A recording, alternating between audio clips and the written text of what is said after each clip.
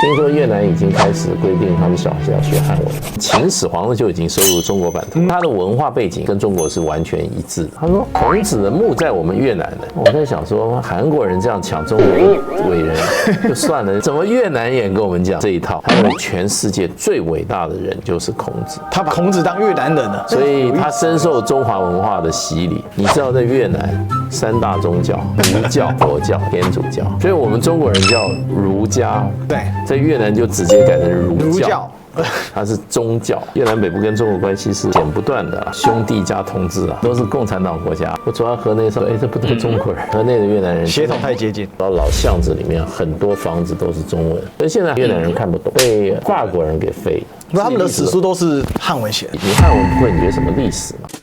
Ladies and gentlemen, welcome the host. 全面战略伙伴关系是在越南对外关系当中最高的一级啊，也就是说现在呢，美国跟中国对越南来讲是平级单位，都是全面战略伙伴关系。在9月之前呢，其实越南对于美国的外交层级是低于全面战略伙伴关系大概2级的。哇，这个跳得很大啊，大师。越南有个说法，他说，可是我们跟中国有一个特殊关系啊，什么样的特殊关系？叫兄弟加同志啊，同志加兄弟啊。我们都是共产党国家，这是同志啊，历史上的不要讲血缘了啦，地缘啊，其实血缘也算啊，因为命运啊，因为中国有金族啊，金族就是越南族啊，越族啊。我跟你讲，我去过河内啊，我走在河内上，我一看外面，我说，这不都中国人？分不出来，分不太出来，尤其河内的越南人血统太接近了，因为越南北部以前秦始皇就已经收入中国版图了，直接统治啊。交趾这几个郡嘛，交趾郡啊，几个都是中国的啊。最有名是南越国啊，赵佗啊，就是秦朝当时这个秦末的时候，当秦始皇派了2支部队嘛，对，一支部队往北去打匈奴，那个就是那个蒙恬啊，跟这个扶苏大公子扶苏，对，然后因为扶苏其实被排挤，就被放到北边，在守北边九原郡，就是相当于今天的这个河套的东北处，相当接近包头呼和浩特那一带。一支就派到南越，就是在今天广州这个地方。那后来南越好，那他的副将就叫赵佗，所以当时主将过世之后呢，他就交给副将。好，那他跟副将交代说：“赵佗啊，你不要去掺和中原的事情。”那当时带了多少人去？带了50万大军啊，跑到了这个，然后统治南越。那然后30万大军，30万，北边才是50万，30万大军，很多了哎。当时，那就统治以这个今天大概广州这一带啊，珠三角为中心，然后沿着这个珠江往西北，然后呢，再沿着这个海岸线啊，那就到哪里？就到今天的河内啊，这个红河流域、红河三角洲这一块啊，因为那一块是个大平原嘛，就整个地方都是统治起来，是这样子。直接统治啊，郡县是啊。秦始皇是象郡啊，对啊。所以越南北部跟中国关系是剪不断的啦。刚刚最近还在看，就是说法国侵略越南的时候，那时候阮氏王朝，最后法国打仗的时候，清朝出兵啊，对，刘永福的黑旗军啊，救阮氏王朝覆灭于这个法国殖民者手中啊。中国还派军进去啊，最后当然是法军战胜了，最后就把越南收为他的殖民地啊，越南就亡在法国手里啊。可他亡之前，中国比对琉球，采取更积极的政策啊，军队直接去打，对不对？那琉球就放任其印贝其日本这个国家给他灭国了嘛，对。可是，在越南被法国灭国之前，中国还是出兵帮他协助他。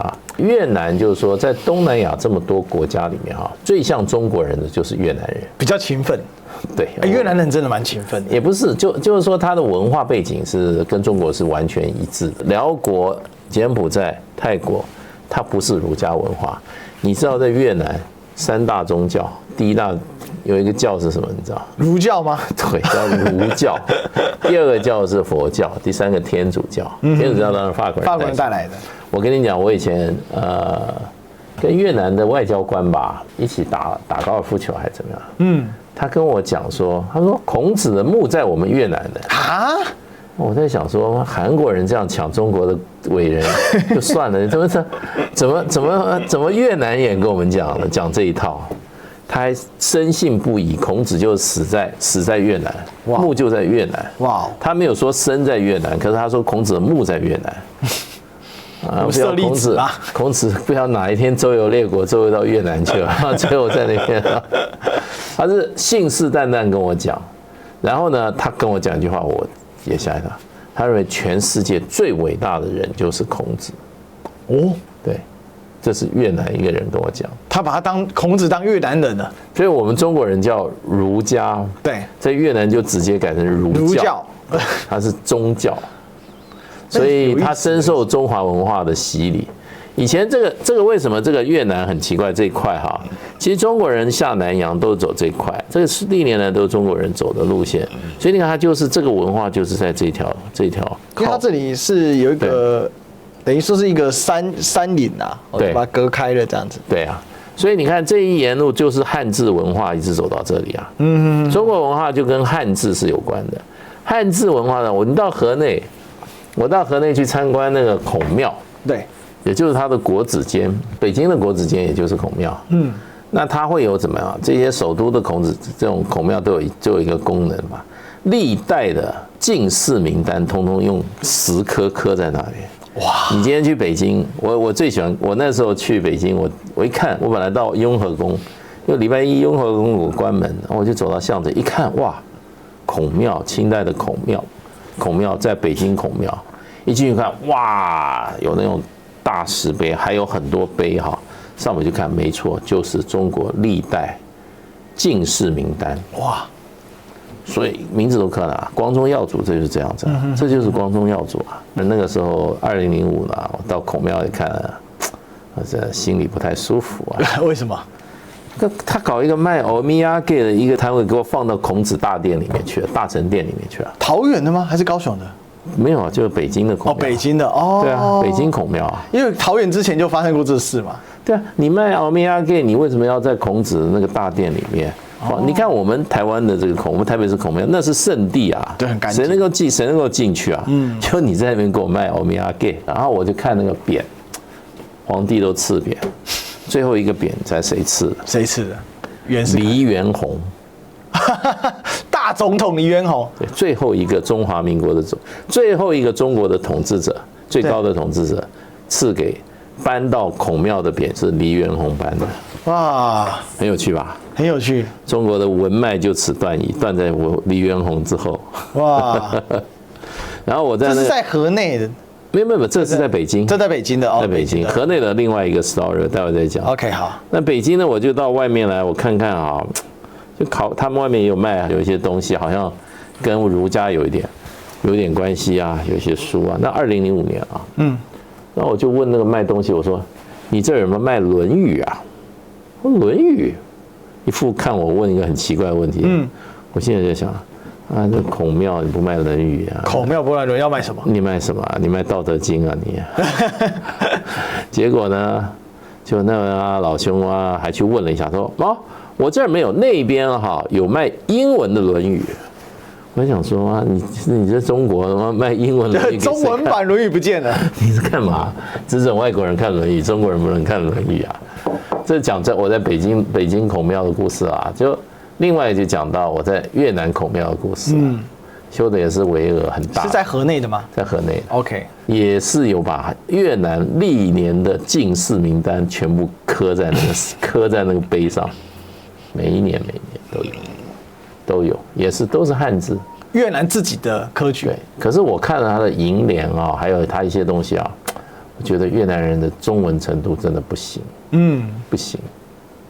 听说胡志明中文程度蛮好的，因为他在广西。对，广西。那可是我看了越南的那个中文啊，怪怪的，有点像洪秀全的那个中文，程度比较差。程度比较差，可能毕竟不是母语吧？可能是对啊。那这个越南这个河内啊，它最大名胜叫西湖，跟这个什么，跟杭州西湖同一个字嘛？同一个字，它也是在湖中，你就进去，它湖中有一个岛，那里面有一个关公庙，关公庙，我们台湾关公庙还不像我听说大陆关公庙也是有这样的，它都有一批赤兔马，对，所以那个关公里面它旁边有一个赤兔马。就我们那时候去参访的时候，我另外同事说，还有一把青龙偃月刀，好大一个，好大青龙偃月刀。所以你不要说它全汉化，根本就是中华文化的一部分。那你在街上，你走到老巷子里面，很多房子都是中文。可是现在越南人看不懂，他们所以因为他们废汉字了，被法国人给废的。听说啦，我刚刚才听说越南已经开始规定，他们小学开始要学汉文了。对，我觉得这种国家，你自己你汉文不会，你还学什么历史嘛？那他们的史书都是汉文写的，当然是汉文写的。那你怎么看自己的历史？